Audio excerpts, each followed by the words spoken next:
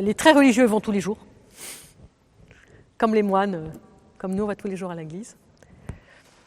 Parce qu'il y a une chose dont je ne vous ai pas parlé, c'est que je ne vous ai pas parlé du Kaddish. Le Kaddish est une prière de sanctification du nom divin qui requiert, pour être dite de manière communautaire, pour être dite, j'ai envie de dire, à haute voix, qui requiert qu'il y ait 10 hommes. 10 hommes. Et pourquoi 10 ? Alors certes, il y a plein de raisons. Certains disent c'est à cause des 10 de Sodome, dans la discussion de marchand de tapis entre Abraham et Dieu, ou s'il y a 50 justes, s'il y a 45 justes, s'il y a 40 justes, s'il y a 30 justes, s'il y en a 10. Et si vous vous souvenez bien de cette discussion de marchand de tapis, c'est Abraham qui s'arrête, c'est pas Dieu. C'est Abraham qui dit 10. Bon, allez, ok, on va pas descendre plus bas. Bon. Donc certains disent qu'il faut au moins ces 10. Et alors, on ne sort pas le rouleau de la Torah non plus si on n'est pas 10. Donc la lecture publique de la Torah, il faut être 10 hommes. Les hommes en plus, les femmes, chez les massortiers, chez les libéraux comptent, mais chez les orthodoxes, comme nous, ne comptent pas. Non pas qu'elles ne comptent pas, mais je pense que c'est... Bon, je n'ai pas approfondi trop cette question, mais je pense que c'est un peu pareil que chez nous. On sait très bien que théologiquement, il n'y a rien qui empêcherait une femme d'être ordonnée prêtre. Et on sait très bien que ça ne se fera jamais, parce qu'il y a un symbolique masculin qui est très fort, voilà, et qui est prégnant et qui est probablement juste quelque part. Et donc, pour eux, c'est pareil, je pense, il y a quelque chose de cet ordre-là. Et donc, on ne sort les rouleaux de la Torah que si on est 10. Voilà, donc c'est deux choses. Et moins... Alors tout le monde met cette prière du Kaddish en lien avec le Notre Père, parce que ça commence que ton nom soit sanctifié, que ton règne vienne, donc c'est les mêmes paroles. On peut le mettre, en tout cas pour le début du Kaddish, on peut le mettre effectivement en lien avec le Notre Père, c'est évident. Mais pour moi, ce Kaddish, il est beaucoup plus proche de la litanie. De la litanie ou des litanies. Pourquoi ? Parce que le Kaddish, il revient au moins 5 fois dans la prière, en tout, et il coupe différentes parties de l'office. Il sert pour se ressaisir, parce que toute la communauté le dit, ce Kaddish. Il y a quelque chose qui se ressaisit, parce que bon, il y a des psaumes, c'est très long, on peut un peu s'endormir, c'est comme chez nous, hein, je veux dire. Et donc, voilà, on peut un peu s'assoupir, ou un peu être distrait, voilà. Hop, on est ressaisi, et finalement, la litanie, qu'elle soit dite par le prêtre ou le diacre, c'est un peu ça, c'est encore et encore... Voilà, prions le Seigneur. Hein, on se remet en selle au cas où on aurait eu quelques petites distractions. Donc pour moi, personne n'a jamais vu le Kaddish comme ça, mais pour moi, c'est clair qu'il y a quelque chose du même ordre, en tout cas, comme fonction au sein de l'office de prière. Et pourquoi ils y vont tous les jours ? C'est parce qu'il faut être 10. Et donc, chaque jour, ils disent, bon, tu viens demain, parce qu'ils veulent dire le Kaddish, sortir les rouleaux de la Torah, ceux qui sont religieux. Bon.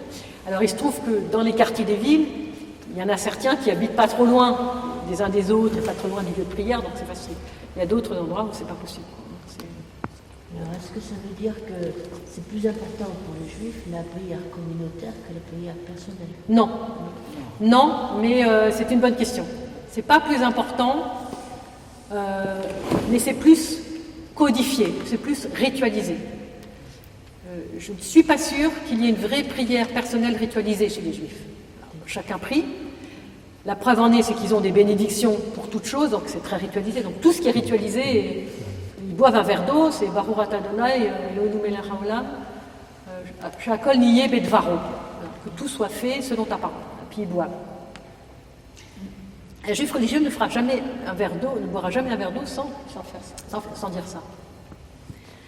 Bon, donc pour tout, il y a une bénédiction. Donc la prière personnelle, mais ça c'est une prière ritualisée, c'est une bénédiction, c'est des bénédictions précises que la communauté donne pour ses fidèles. Et donc tout ce que je vous dis, c'est ritualisé. Maintenant, bien évidemment, il y a toutes les autres formes de prière, et vous savez très bien qu'il y a des mouvements mystiques dans le judaïsme, qu'il y a les chassidim, qu'il y a les chants religieux spontanés, enfin qu'il y a...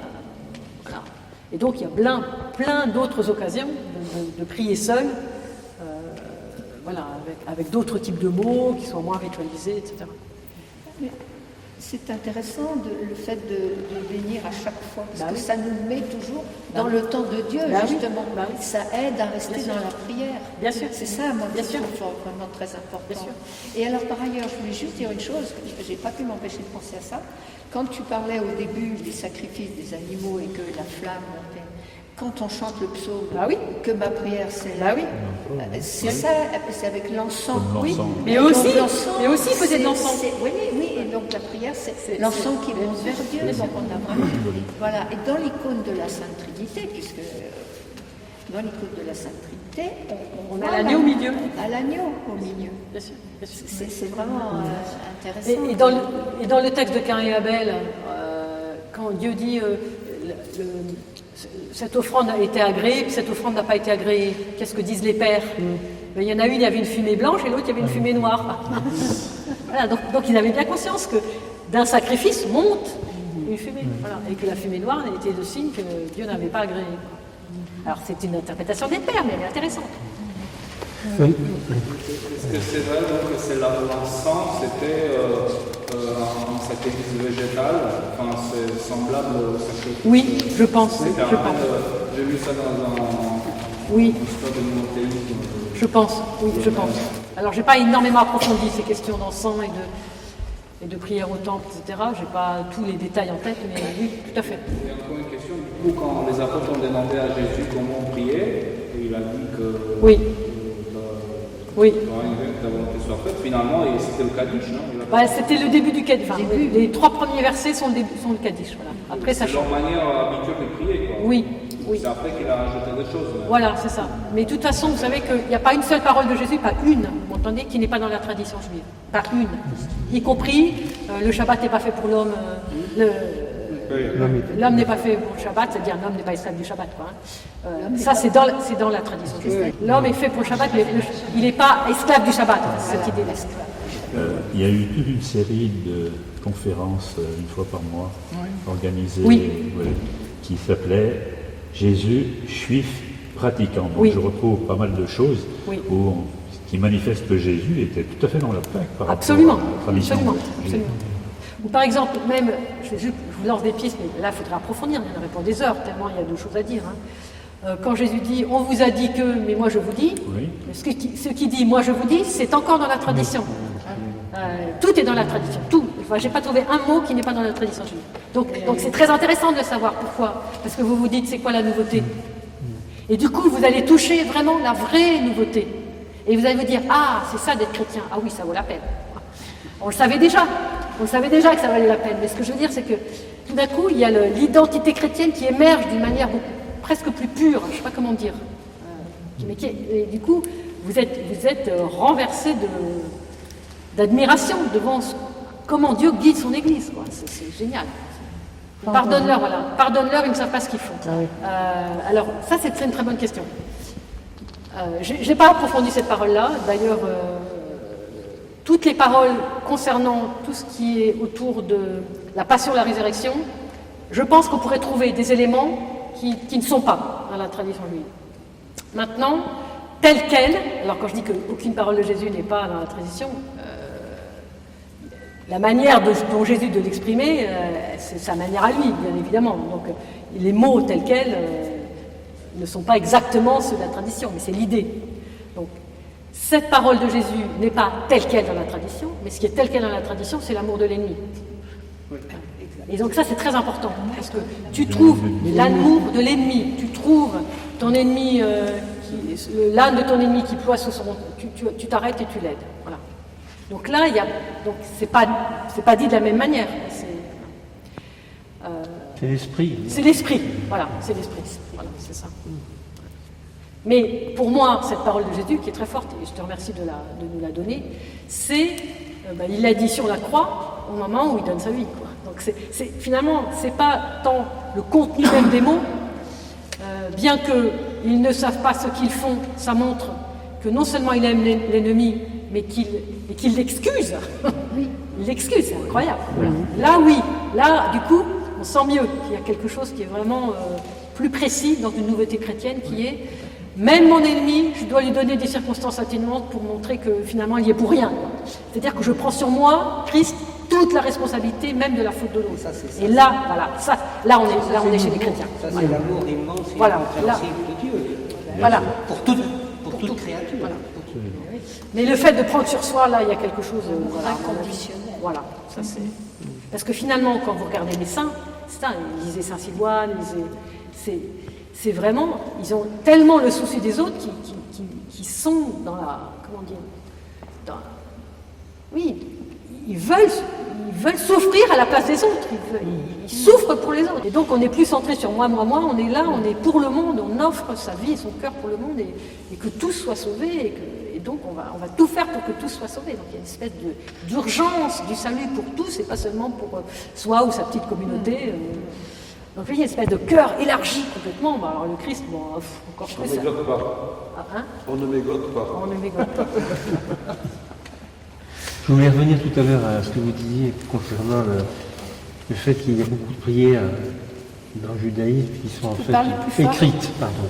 Oui, Et que il me semble que ça laisse moins de place aux prières spontanées, oui, de manière générale. Oui. Et je reviens aussi à cette idée qu'il y a eu dans l'Église primitive que justement les prières au départ étaient assez spontanées Oui.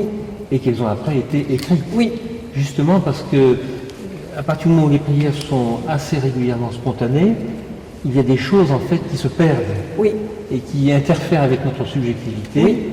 et qui fait qu'on peut effectivement dire des choses, je dirais, fausses Oui. au bout d'un moment. Oui. D'autant plus que si par exemple on est le prêtre d'une communauté et qu'on dit des choses comme ça, on entraîne toute la communauté Oui, bien dans sûr. Alors, n'oubliez pas que les prières spontanées, c'était pareil chez les Juifs au départ.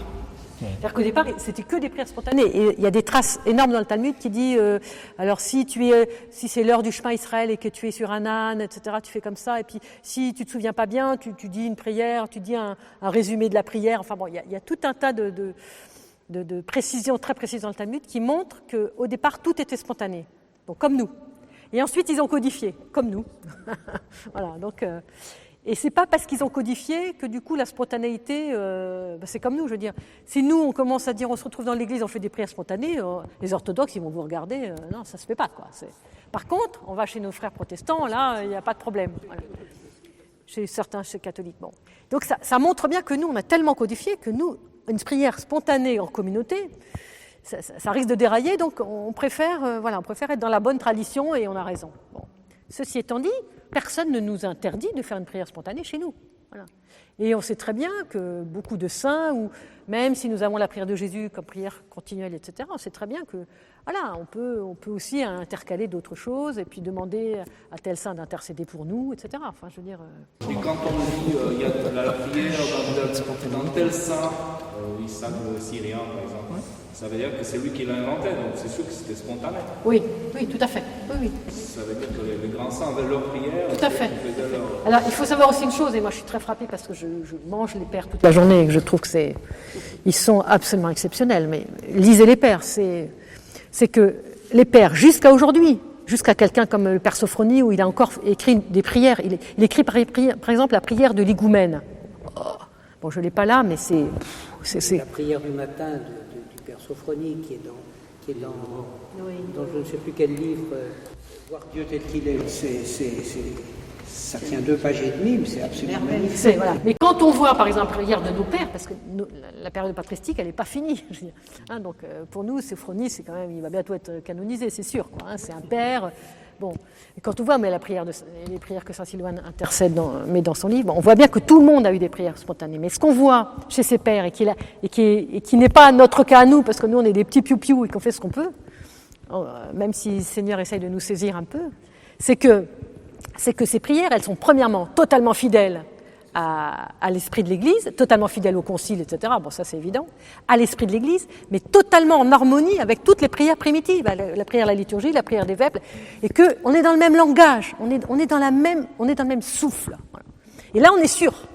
Par contre, si on se réunit tous et puis que chacun fait sa petite prière, là, on ne sait pas du tout dans quel souffle où on va aller, quoi. Voilà. Et c'est la raison pour laquelle on préfère, dans l'orthodoxie, canaliser un peu. Dans nos prières spontanées, si on est dans l'église, il me semble qu'on serait plus dans notre humanité. Voilà, on serait dans une subjectivité. Qui est donc forcément limitée, voilà, puisque nous ne sommes pas encore. Parce qu'il y a toute la problématique, et c'est là où on voit que finalement l'anthropologie juive est comme la nôtre, est extrêmement proche. Il y a toute la problématique de qu'est-ce que c'est d'être vraiment un homme relié, un homme nous on dirait du Christ, ou un homme de Dieu, par rapport à cette psychologie. Et si on commence à faire des prières psychologiques, c'est terminé. Et on va y tomber ensemble dans l'émulation, on va y tomber, c'est sûr qu'on y tombe dans les prières psychologiques, c'est sûr, c'est obligé. Et donc il vaut mieux éviter.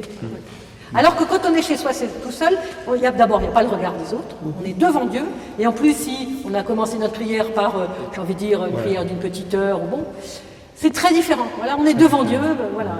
Et si même on donne notre psychologie à Dieu, Dieu va s'en charger. Voilà, il n'y a pas de souci, quoi. Donc ça, je pense que c'est capital. Bien comprendre, ne pas tomber dans le psychologisme quand on est dans la prière, quoi. Ça, c'est. Il faut monter. Il faut monter dans quelque chose qui est de l'ordre de l'esprit, de l'ordre divin. Excusez-moi, je parle beaucoup. Non, c'est bien. Justement, par rapport à la prière commune et la prière personnelle, enfin seule, dans sa chambre, il y a un bon parallélisme que je fais toujours, c'est quand on prie dans l'église, on chante, parce que nous, tout est chanté, parce que, a priori, si on psalmodie ou qu'on chante, on n'est plus dans notre intellect, on est plus dans notre cœur, sans H, même si c'est le cœur avec un H qui chante, et ça, c'est la prière commune.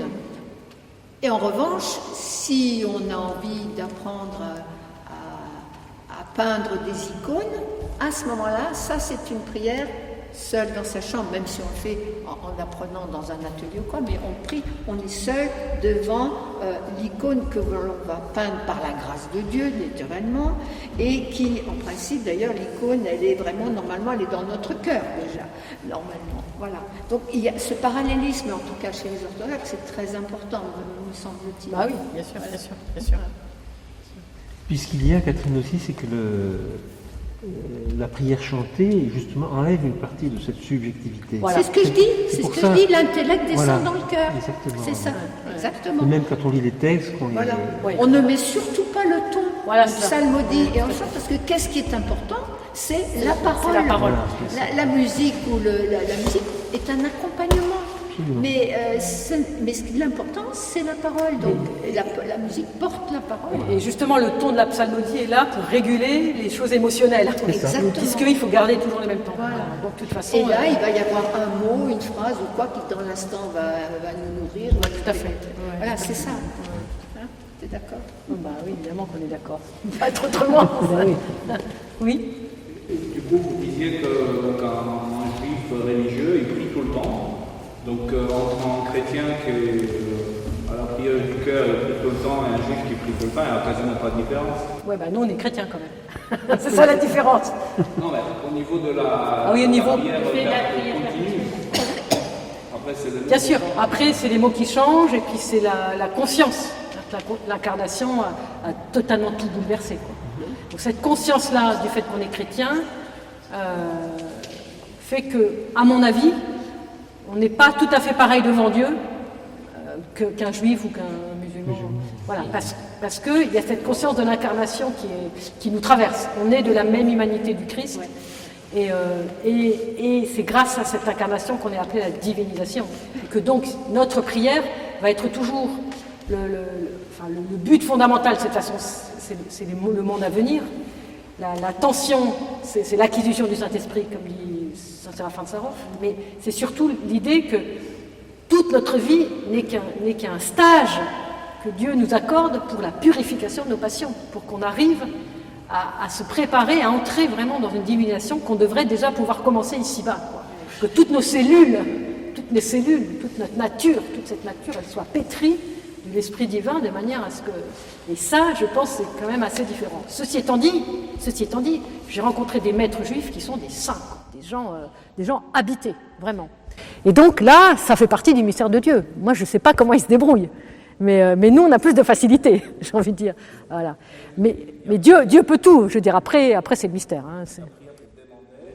Pour rendre gloire. Et quand le rabbin renvoie un verre et rend grâce à Dieu, peut aussi, je veux dire Seigneur est pitié de moi, c'est une chose, mais on peut dire gloire à toi, Seigneur aussi. Bien sûr.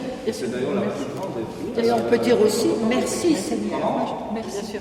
Là, je voulais dire que chez les Russes, il y a beaucoup ça, c'est remerciement constant. Chez les orthodoxes russes. Moi, j'ai connu les vieux Russes qui étaient arrivés de Russie, constamment pour tout. On remercie. On remercie. Et c'est quoi les mots? Qu'est-ce qu'ils disent comme bien, mots? merci mon Dieu. Merci. Dieu. On voit le soleil, merci. Mais c'est important de Très remercier. important. Parce que D'ailleurs- souvent on demande à Dieu des choses. Alors après, il faut Et remercier. d'ailleurs, Saint Jean Chrysostome, toutes ces choses terminent par gloire à Dieu. Et même à la veille de sa mort, gloire à Dieu. Alors maintenant, ça me fait rebondir sur quelque chose de très important. Alors je ne connais pas bien les autres langues, je dirais en anglais, en russe, en je ne sais pas quelle langue. Mais en tout cas, en français, la prière, elle se dit prier. Et prier, je te prie de. Prier, c'est demander. Ok? En français, le mot prier, c'est quoi? En hébreu, le mot leït palel, qui veut dire la prière, prier, la racine c'est palal, et tenez-vous bien assis, parce que vous n'allez pas me croire. Palal, ça veut dire juger. Juger. Et leït palel, c'est un réflexif. Ça veut dire que quand je me mets en prière, je me mets à me juger. À me juger. C'est très important. Et c'est pour ça, c'est pour dire la force quand même de cette tradition. Et pourquoi? Donc, il commence la prière, leït palel, je me juge. C'est-à-dire que, c'est quoi la prière pour un juif? C'est pas d'une demande. C'est que je me mets devant Dieu en auto-jugement. En auto-jugement. Parce que Dieu est miséricordieux. Et que si je me mets en auto-jugement, finalement ça revient à cette prière, Seigneur Jésus-Christ, aie pitié de moi, je suis en auto-jugement. Voilà. Si je suis en auto-jugement, je vais être de manière beaucoup plus juste dans ma relation à Dieu que tout fier ou de faire le Dieu magique. Donne-moi ça, le Dieu l'a fait magique, là. Dieu n'est pas magique. Je me mets en auto-jugement, je dis voilà Dieu, je suis là en auto-jugement et je te prie. Maintenant, je sais que tu es miséricorde. Mais c'est très profond. C'est très profond. Et vous savez que la prière, le modèle de la prière dans le judaïsme, c'est la prière de Hannah. Anne, la mère de Samuel. Qu'est-ce qu'elle fait? Elle est au temple et elle pleure parce qu'elle n'a pas d'enfant. Mais si vous regardez bien de près, alors que le prêtre la houspille en disant « Oui, va cuver ton vin ailleurs, qu'est-ce que tu marmonnes ?» Bon, parce qu'en plus, on prie à voix haute aussi chez les Juifs, même quand on est tout seul. D'ailleurs, normalement, chez nous aussi, même si on est tout seul et qu'on dit une petite heure chez soi, c'est mieux de le dire à voix haute. Debout, devant l'icône, à voix haute. Ça, c'est la règle, normalement. Bon. Et elle dit « Mais c'est le chagrin. Non, ne crois pas que je suis ivre, que j'ai bu mon vin à 9h le matin. C'est le chagrin. Je voudrais avoir un enfant. Et si j'ai un enfant, il sera donné tous les jours de sa vie au Seigneur. » Et pourquoi c'est le modèle de la prière? C'est parce qu'effectivement, elle a l'air de demander, mais elle demande pour donner. Elle demande pour donner. D'ailleurs, elle pose l'acte. Ensuite, cet enfant ne lui appartient plus. Donc, elle le demande pour Dieu. Mais c'est extraordinaire, quoi. Et donc, finalement, ça veut dire que dans la tradition juive, donc, premièrement, la prière, c'est un auto-jugement. Et deuxièmement, si jamais on doit une prière de demande, il faut que ce soit une demande désintéressée. Une demande qui soit un cadeau pour Dieu. Je ne sais pas si vous voyez, on en est loin, quoi. C'est pas rien, quoi. C'est pas rien. Donc je vous laisse sur ces réflexions-là, mais on a de quoi prendre de la graine.